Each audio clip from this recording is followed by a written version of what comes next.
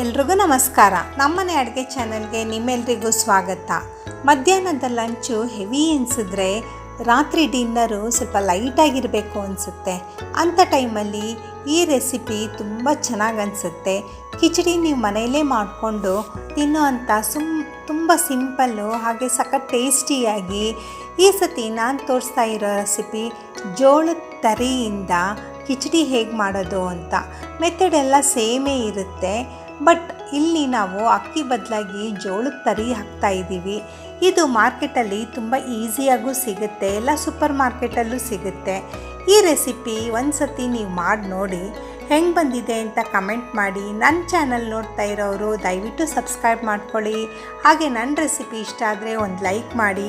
Friends, ಈ ಕಿಚಡಿ ಮಾಡೋದು ತುಂಬ ಸಿಂಪಲ್ಲು ಮತ್ತು ಮನೆಯಲ್ಲೇ ಸಿಗೋ ಅಂಥ ಪದಾರ್ಥದಲ್ಲಿ ಸೂಪರಾಗಿ ಹಾಗೆ ಟೇಸ್ಟಿಯಾಗಿ ಮಾಡ್ಬೋದು. ನೀವು ನನ್ನ ಮೆಥಡು ಒಂದು ಸತಿ ಮಾಡಿದ್ರೆ ಪದೇ ಪದೇ ಇದೇ ಮೆಥಡಲ್ಲಿ ಮಾಡಬೇಕು ಅಂತ ಹೇಳ್ತಾರೆ.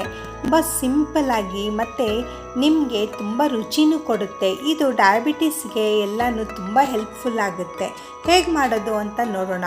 ಮೊದಲು ಒಂದು ಕುಕ್ಕರ್ ಪ್ಯಾನ್ ತಗೊಂಡು ಅದಕ್ಕೆ 4 ಟೇಬಲ್ ಸ್ಪೂನು ಹೆಸರುಬೇಳೆ ಸ್ವಲ್ಪ ಗೋಲ್ಡನ್ ಬ್ರೌನ್ ಆಗೋ ಥರ ಫ್ರೈ ಮಾಡ್ಕೊಳ್ಳಿ. ಇದು ಡ್ರೈ ರೋಸ್ಟಾಗೇ ಫ್ರೈ ಮಾಡ್ಕೊಳ್ಳಿ, ಇದಕ್ಕೇನು ನೀವು ಎಣ್ಣೆ ಹಾಕಬೇಕಾಗಿಲ್ಲ. ಸ್ವಲ್ಪ ಡ್ರೈ ರೋಸ್ಟ್ ಆದಮೇಲೆ ಅದನ್ನು ತೆಗೆದು ಒಂದು ಬೌಲಿಗೆ ಹಾಕ್ಕೊಂಡು ಚೆನ್ನಾಗಿ ತೊಳೆದು ಒಂದು 10 ರಿಂದ 15 ನಿಮಿಷ ನೆನೆ ಹಾಕೋಕ್ಕಿಡಿ. ನಂತರ ಒಂದು 3 ಟೇಬಲ್ ಸ್ಪೂನ್ ಎಣ್ಣೆ ತೊಗೊಂಡು ಅದಕ್ಕೆ 1 ಟೇಬಲ್ ಸ್ಪೂನು ಸಾಸಿವೆ, ಜೀರಿಗೆ, 4 ಉದ್ದುದ್ದ ಕಟ್ ಮಾಡ್ಕೊಂಡಿರೋ ಅಂಥ ಹಸಿಮೆಣಸಿನ್ಕಾಯಿ, ಸ್ವಲ್ಪ ಕರಿಬೇವು, ಒಂದು 5 ಗೋಡಂಬಿ, ಸ್ವಲ್ಪ ಒಂದು ಅರ್ಧ ಇಂಚಷ್ಟು ಶುಂಠಿ ಮತ್ತು ತುರಿದಿರೋದು ಹಾಕ್ಕೊಳ್ಳಿ. ಶುಂಠಿ ಹಾಗೆ ಕಟ್ ಮಾಡಿ ಹಾಕಬೇಡಿ.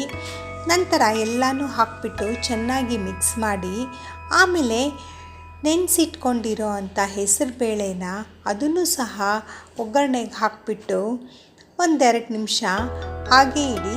ನಂತರ ಇಲ್ಲಿ 1/4 ಟೇಬಲ್ ಸ್ಪೂನು ಅರಿಶಿನ ಮತ್ತು ನಿಮ್ಮ ರುಚಿಗೆ ತಕ್ಕಷ್ಟು ಉಪ್ಪು. ಇಲ್ಲಿ ಜೋಳದ ತರಿ ಅಂತ ಹೇಳಿ ಮಾರ್ಕೆಟಲ್ಲಿ ಸಿಗುತ್ತೆ, ಅದನ್ನು 1-2 ರಿಂದ 3 ಗಂಟೆ ನೆನೆಯಕ್ಕಿಡಿ. ಆವಾಗ ತುಂಬ ಸಾಫ್ಟಾಗಿ ಬೇಯುತ್ತೆ.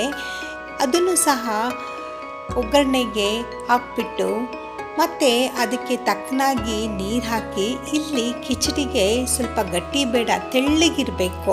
ಹಾಗಾಗಿ ನೀರು ಸ್ವಲ್ಪ ಜಾಸ್ತಿನೇ ಹಾಕಿ. ನೀರು ಜಾಸ್ತಿ ಹಾಕಿದ್ರೆ ಏನೂ ಇದಾಗಲ್ಲ.